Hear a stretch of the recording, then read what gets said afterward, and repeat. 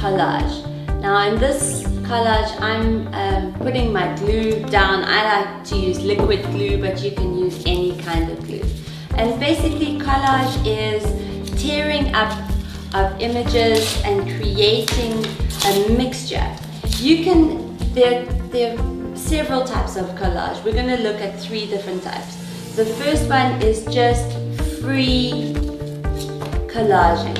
You take a look at magazines. Make sure when you give the magazines to the kids that you take the magazines apart, that they're in different pieces of paper. Otherwise, something about opening the book and makes them get lost in the articles.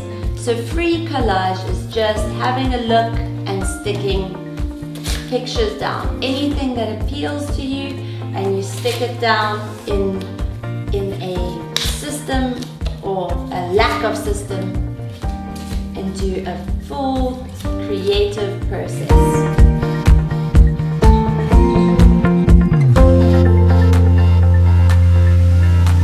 So we've talked about free flow collage, where you just look at pictures and you without thinking create something. The second one we're going to look at is a more defined collage, where we're going to make something. We've decided, you've given your students a task. I'm going to stick with that same plant idea, where I'm going to now make a collage out of plants. Make a collage of plants. So in the magazine I'm going to look for colors.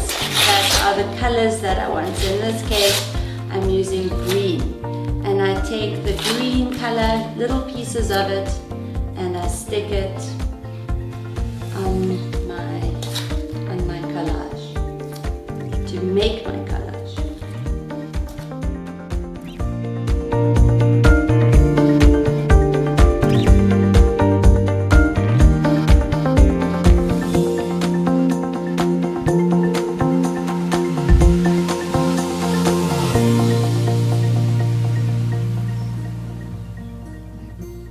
You can also do a collage of specific things, like you could say to your kids, collect birds, pictures of birds.